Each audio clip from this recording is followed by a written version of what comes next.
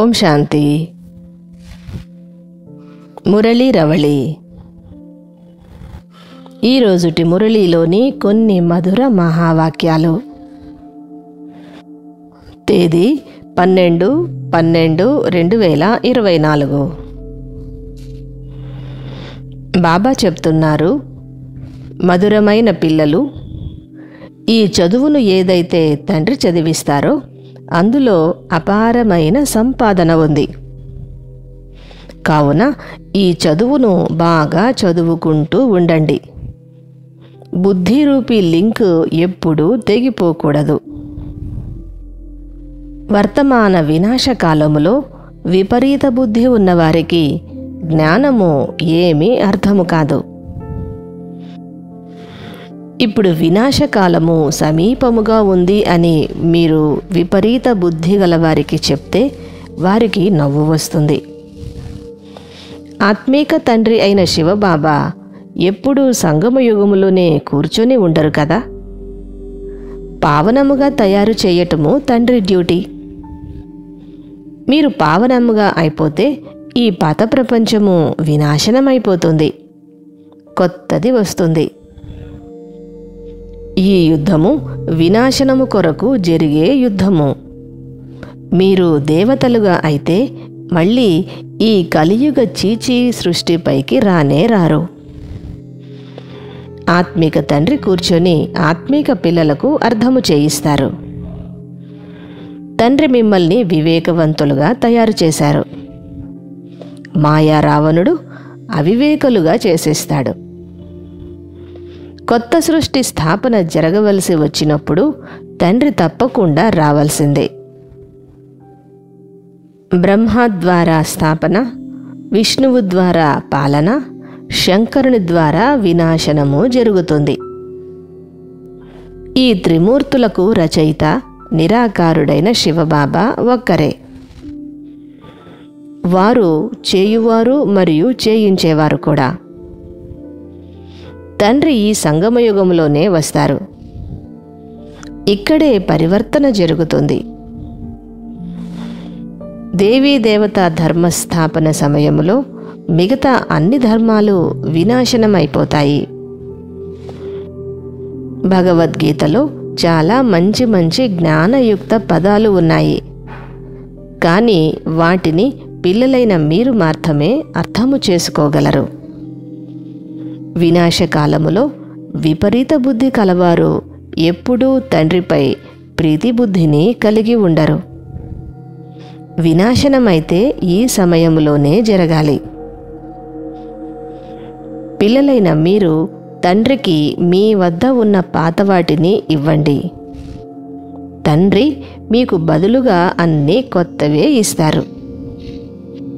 శివబాబా ఆత్మీక కంసాలి, చాకలి మరియు జ్ఞానరత్నాల వ్యాపారి కూడా.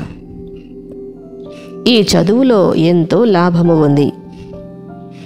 చదువు సంపాదనను కలిగిస్తుంది. తండ్రిపై ప్రీతి బుద్ధి గలవారు మాత్రమే ఉన్నతమైన పదవిని పొందుకుంటారు. మాయపై విజయాన్ని సాధిస్తారు. ఈ సమయములో మనుష్య మాతృలందరూ పరస్పరములో ఖండించుకుంటూ హతమార్చుకుంటూ ఉన్నారు. నేడు అందరిలో క్రోధము, కామము అనేక వికారాలు ఉన్నాయి. భగవంతుణ్ణి అర్థించినది ఒక్క ద్రౌపదియే కాదు. పిల్లలైన మీరందరూ కూడా ఆత్మారూపీ ద్రౌపదీలు. మీరు ఎప్పుడూ వికారాలలోనికి వెళ్ళొద్దు. ఎందుకంటే తండ్రి మిమ్మల్ని స్వర్గములోనికి తీసుకుని వెళ్తున్నారు. ఇది వినాశన కాలము. పరస్పరములో అందరూ పోట్లాడుకుంటున్నారు. శాంతిగా ఉండండి అని బాబా అందరికీ ఆదేశాన్ని జారీ చేస్తున్నారు. శివబాబా పిల్లలైన మీకు వినమ్రత గల సేవాధారి. మీరు అశుద్ధముగా అయిపోయారు. బాబా మిమ్మల్ని మరలా మందిరానికి యోగ్యముగా తయారు చేస్తున్నారు.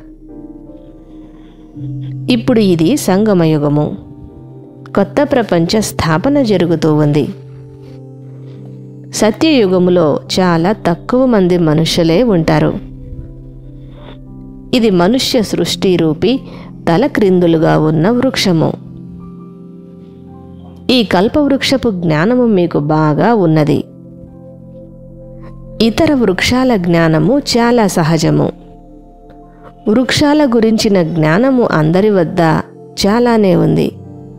కానీ సృష్టి కల్పవృక్షపు జ్ఞానము ఒక్క తండ్రికి మాత్రమే తెలుసును. వారు చైతన్యమైన వారు, సత్యము మరియు జ్ఞానసాగరము కూడా. వారిలో ఉన్న మొత్తము జ్ఞానమును పిల్లలైన మీరు తెలుసుకున్నారు. ఈ పాత ప్రపంచములో అనేక ఆపదలు ఉన్నాయి. ఎప్పుడూ ఎవరో ఒకరు మరణిస్తూనే ఉంటారు. ఈ అంతిమ సమయపు స్థితియే ఇలా ఉంటుంది. మీరు ఈ పాత ప్రపంచముతో మీ బుద్ధిని పూర్తిగా తొలగించి వేయండి. సోమనాథుడైన శివబాబా మీకు మరలా సోమరసాన్ని త్రాగిస్తున్నారు. వినాశకాలములో తండ్రిపై ప్రీతి బుద్ధిని కలిగి ఉండండి, విపరీత బుద్ధిని కాదు.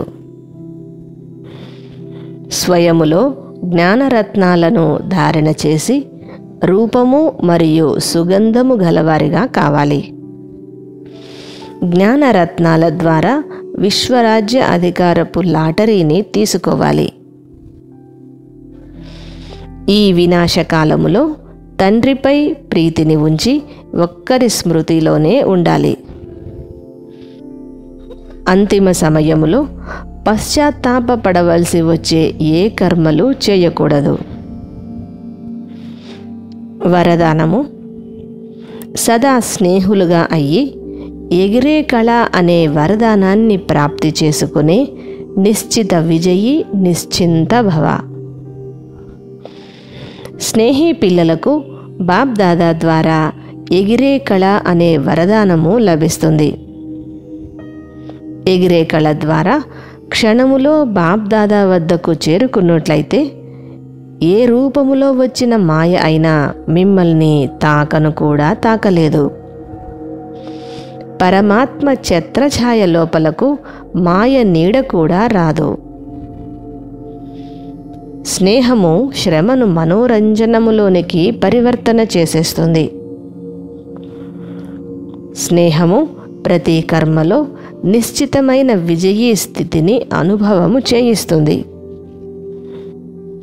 స్నేహి పిల్లలు అన్ని వేళలా నిశ్చింతులుగా ఉంటారు.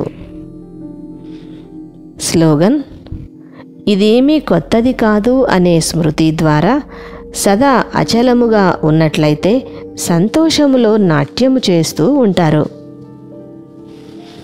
మధురాతి మధురమైన ఆత్మీక పిల్లలకు మాతా పితా బాప్ దాదాల ప్రియ స్మృతులు మరియు గుడ్ మార్నింగ్.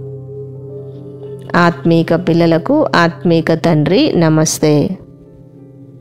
ఓం శాంతి.